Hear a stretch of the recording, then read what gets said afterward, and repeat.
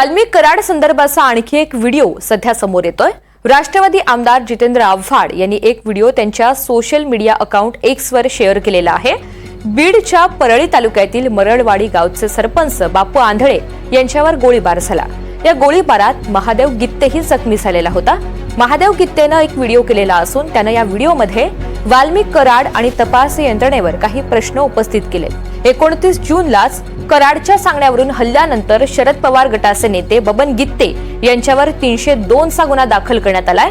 तर परस्पर विरोधी नोंदवण्यात आलेल्या तक्रारीमध्ये वाल्मिक कराड यांच्यासह 7 जणांवर गुन्हा दाखल करण्यात आला। मात्र या प्रकरणामध्ये वाल्मिक कराडचा तपासामध्ये सहभाग आढळत नाही म्हणून तपास अधिकाऱ्यानं वाल्मिक कराडचं नाव तपासातून कमी केलंय असं स्वतः गित्ते आपल्या व्हिडिओमध्ये सांगतोय आणि हाच व्हिडिओ जितेंद्र आव्हाड यांनी पोस्ट केलेला आहे।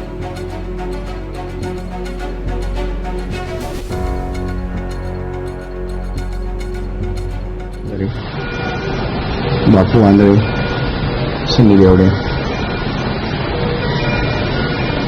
तिघ जण आल्याच्या नंतर मला म्हणाले, तू वाल्मिकांनाचं काम का करत नाही, तुला जीव मारायला सांगितलं। मी त्यांच्या हातापायाकडून विनवणी करून त्यांना तिथून पाठवून दिल्याच्या नंतर ते मला जाता जाता एवढं म्हणले, आज संध्याकाळी तुला आम्ही ठार मारणार आहे आणि तुझा बाप बबन गित्ते याला पण गुतवायची तयारी झाली आहे। माझ्या घरी सोमनाथ सलगरे, बापू आंधळे, सुनील एवढे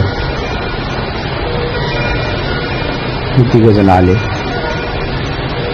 नंतर मला म्हणाले, तू वाल्मिकांनाचं काम का करत नाही।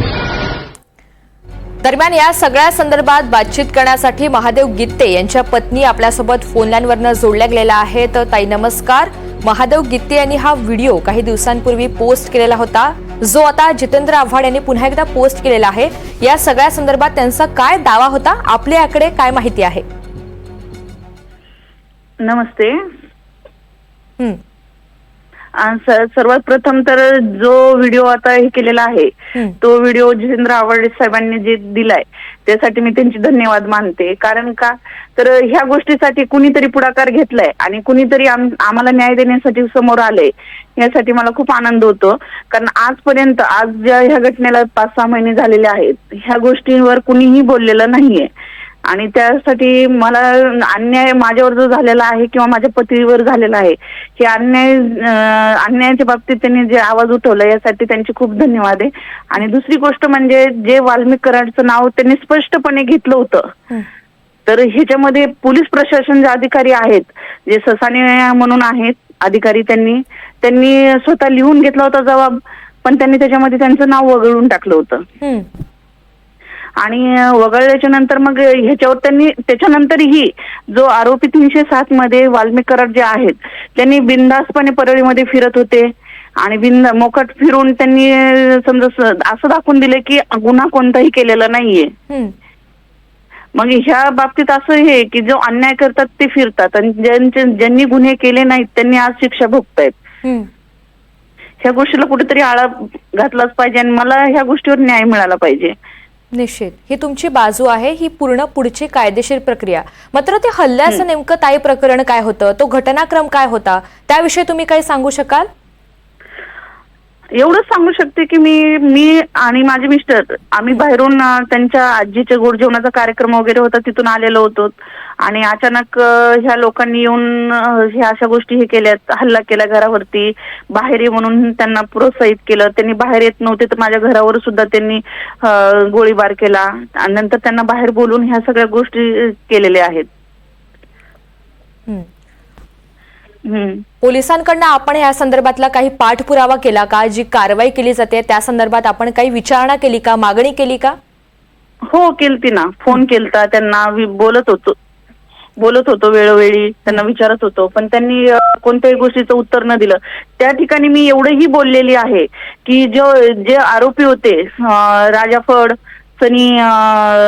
स्थनी अजून पुन्हा ते आंधळे वगैरे, आंधळे तर मयतच आहे, आणि दुसरे जे आहेत ते सोमनाथ सलगिरे, रघुफड, हे सगळे जण ह्याच्यामध्ये आंबेजोगाई हॉस्पिटलला सुद्धा ते फिरत होते. त्या ठिकाणी सुद्धा माझ्या मिस्टरांना त्यांच्या जीवाला धोका होता.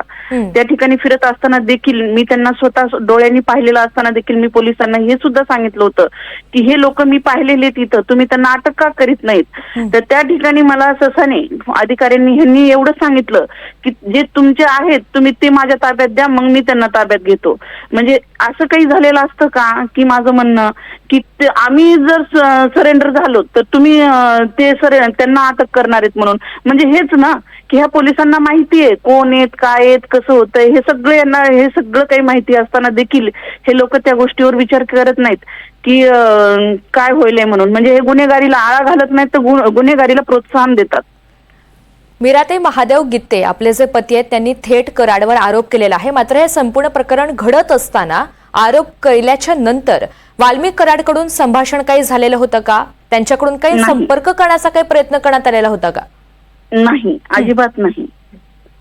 त्यांनी संपर्क जर मॅडम जर करायचा जर ठरला असता तर त्यांनी संपर्क असा रीत्याने केला नसता ना. अगोदर हल्ला करायचा, नंतर त्यांना जीवे मारण्याचे प्रयत्न करायचे. थोडक्यात जर विचार केला तर त्यांना जीवे मारण्यासाठीच पाठवलेलं होतं ना. जर समजा त्यांना बोलायचंच असतं त्यांना स्वतःहून बोलला असता तो वाल्मिक कराड. त्यांनी न बोलता त्यांनी डायरेक्ट माणसं पाठवणे, घरावर हल्ला करणे, हे कोणती प्रक्रिया आहे की बोलण्यासाठी? आपले जे पती आहेत महादेव गित्ते त्यांनी कधी असा उल्लेख केलेला होता का आपल्या सोबत बोलताना की वाल्मिक कराड कडून आपल्याला काही त्रास आहे, जीवाला धोका आहे, या संदर्भातले काही त्यांनी काय म्हटलं? त्यांनी एवढंच म्हणायचे की अशा धमक्या वगैरे येत आहेत मला, की वरती बंगल्यावर बोलवत आहेत की त्यांनी म्हणजे त्यांच्यासोबत या म्हणून, त्यांच्यासोबत काम करा म्हणून, अशा काही गोष्टी होत राहतात.